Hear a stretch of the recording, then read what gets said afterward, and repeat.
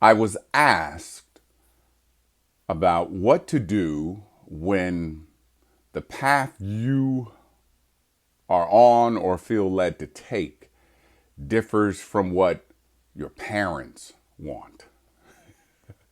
It's deep. So here's what I offer.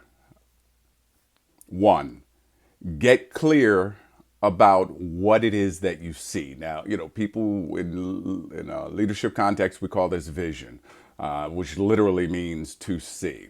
So, without using leadership lexicon, let's just simply say, can you see and feel your ideal life, your ideal experience? So let's not make it about the parents or family members or even friends, right? Because sometimes we speak our truth and then a friend goes, man, I don't see you making no money with a philosophy degree, right? So, uh, so can you, and I'm closing my eyes because the vision that we're talking about doesn't require the use of the physical eyes. It requires the use of the third eye. Now, a lot of people go, oh, there goes with that metaphysical stuff, or I don't want to talk about whatever that is. Third eye is the same eye you use when you dream vividly when you're asleep. So before you start, getting into what you think that is, it is the ability to see internally. Carl Jung talked about, those who look without dream, those who look within awaken. So it's about going in and being able to describe with passion and fervor what you see. Now, part of this is tricky because in its infancy, meaning in the beginning of your journey, you may not have a lot of information. And that can make it harder for other people to see it when you're attempting to articulate it. But you still got to go, here is what I see. I see myself teaching dance, and I see myself being in ballet because I know what the attachment is to this particular question. And it's a young lady who loves dance. And she was in absolute tears over the fact that her parents wanted her to go into business. They saw her with an MBA, and she's just coming out of high school. And her whole thing is, how do I get them to see that I love dance? And I said, let me ask you, once you become, this dancer, what, and I mean, she already is, but the dancer at the level that she aspires to achieve, do you see yourself teaching dance? And she said, absolutely. I said, tell me what that looks like. And she was like, well, I don't really know. I said, well, only you could know.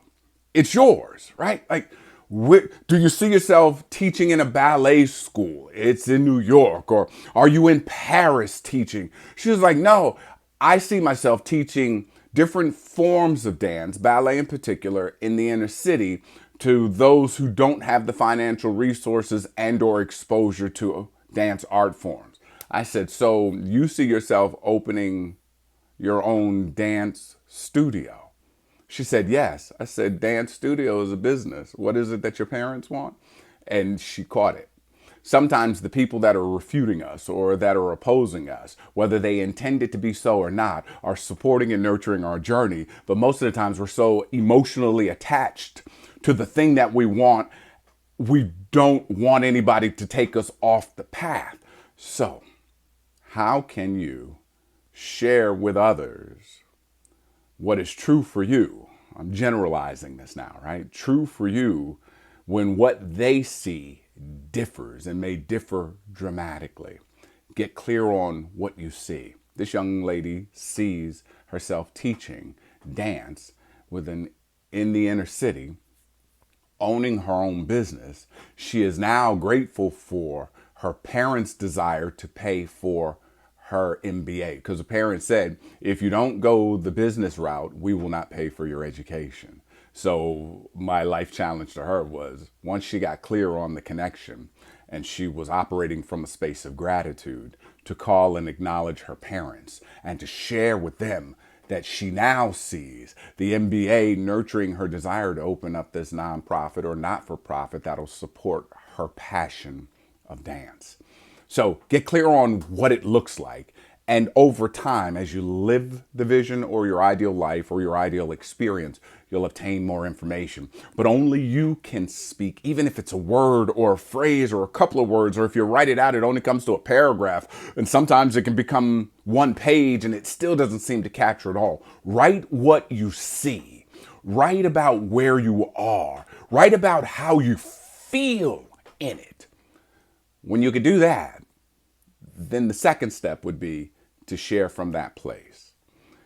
Now, this is my personal experience. Not everybody should know all of the nuances of your vision. That includes family.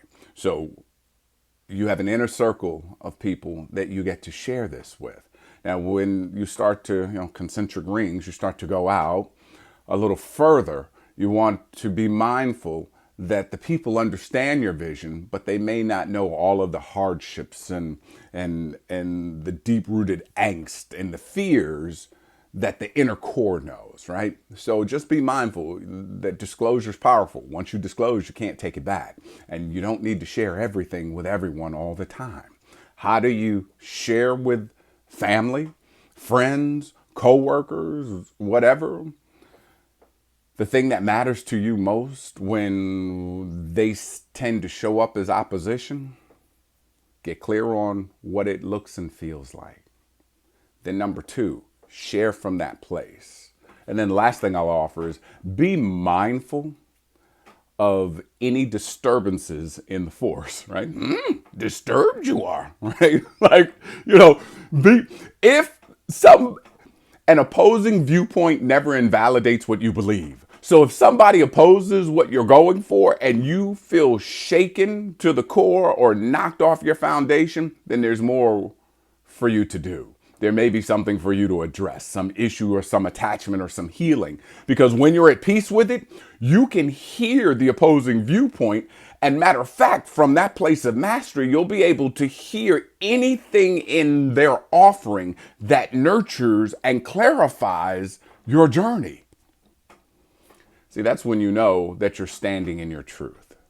That may take some time because early on, if it's new for you, it's going to be new for the listeners in your lives. And it may require that you take a couple of breaths before you can stand firm in it. But let me tell you, sometimes the people that we think are opposing us, even if they're, we call them haters or even bullies, they're nurturing some part of us that needs to become skilled and proficient so that we can honor the vision that we hold.